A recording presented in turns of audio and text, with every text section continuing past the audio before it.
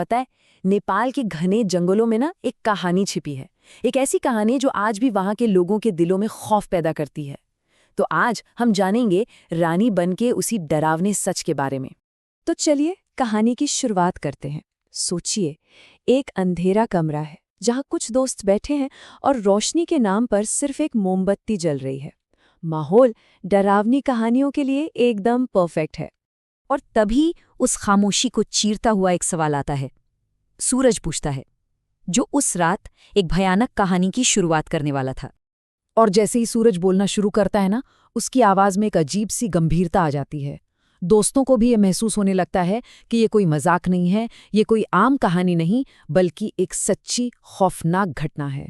सूरज कहानी सुनाता है उस बदनाम जंगल की जिसे लोग रानीबन के नाम से जानते हैं। एक ऐसी जगह जिसका नाम सुनते ही आज भी लोगों के रोंगटे खड़े हो जाते हैं। तो आखिर ऐसा क्या हुआ था इस जगह पर? चलिए जानते हैं कि वक्त के साथ ये एक खूबसूरत जगह से एक खौफनाक जंगल में कैसे बदल गई। यकीन करना मुश्किल है, लेकिन एक जमाना था जब रानीबन सूर्योदय और सूर्यास्त के खूबसूरत नज़ारों के लिए मशहूर था। लोग दूर दूर से यहाँ आते थे। और आज तो ये जगह खौफ का दूसरा नाम बन चुकी है।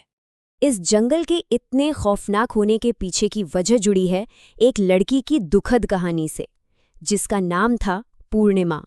तो पूर्णिमा कौन थी? वो एक बहुत ही सीधी साधी लड़की थी जो अपनी माँ के साथ रहती थी। अपनी ही एक छोटी सी शांत दुनिया में खुश थी। लेकिन फिर उसकी इस शांत सी दुनिया में एक तूफान आया। गांव का ही एक गुंडा उसके पीछे पड़ गया। पूर्णिमा ने हिम्मत दिखाई, उसे साफ साफ मना कर दिया। लेकिन ये इनकार उस लड़के की सनक को एक खतरनाक बदले की आग में बदल गया। और फिर वो दिन आया जो पूर्णिमा जंगल में अकेली थी, और उस आदमी की हैवानियत ने सारी हदें पार कर दी। उसने पूर्णिमा पर हमला किया और उसी सुनसान जंगल में उसकी बेरहमी से हत्या कर दी। लेकिन कहानी यहाँ खत्म नहीं होती। असल में यहीं से तो इस कहानी का सबसे डरावना, सबसे खौफनाक हिस्सा शुरू होता है, जो हमें एक अलग ही दुनिया में ले जाता है। अगले दिन जब पूर्णिमा की बॉडी मिली तो सबका शक सीधे उसी लड़के पर गया। लेकिन वो तो गायब था, जैसे हवा में ही कहीं खो गया हो। किसी को कुछ पता नहीं चला। लेकिन ठीक 2 दिन बाद कुछ ऐसा हुआ जिसने सबके होश उड़ा दिए। वो मंजर वाकई दिल दहला देने वाला था। उस लड़के की लाश ठीक उसी बेर के पेड़ से लटकी मिली जहां पूर्णिमा की हत्या हुई थी। पुलिस के पास कोई जवाब नहीं था कि ये हुआ तो हुआ कैसे। पुलिस के पास कोई जवाब नहीं था, लेकिन गांव वालों के लिए सच्चाई शीशे की तरह साफ थी। उनका मानना था कि ये कोई और नहीं बल्कि पूर्णिमा की आत्मा का बदला है। उसने अपना इंसाफ खुद कर लिया था। और बस उस एक घटना ने रानीबन को हमेशा हमेशा के लिए बदल दिया। उस जंगल पर जैसे एक ऐसा श्राप लग गया जो आज तक कायम है। कहते हैं उस दिन के बाद से रानीबन में अजीब अजीब चीजें होने लगीं।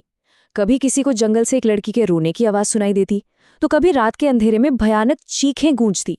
धीरे धीरे रानीबन एक जंगल से ज्यादा एक अनसुलझा, डरावना सवाल बन गया। चलिए वापस आते हैं उसी अंधेरे कमरे में। कहानी तो खत्म हो गई थी, लेकिन उसका असर हवा में अब भी था। कमरा पहले से कहीं ज्यादा ठंडा और खौफनाक लग रहा था। और तभी उस खामोशी को चीरती हुई एक आवाज आई। बाहर खेतों से कुत्तों के जोर जोर से भौंकने की आवाज आने लगी, और उस आवाज ने उनके डर को और भी गहरा कर दिया। तो आखिर रानीबन की कहानी है क्या? क्या ये सिर्फ एक डरावनी कहानी है जो हमें कुछ सिखाती है, या उस जंगल के अंधेरे में आज भी पूर्णिमा की आत्मा भटक रही है? इसका जवाब शायद हमेशा एक राज ही रहेगा।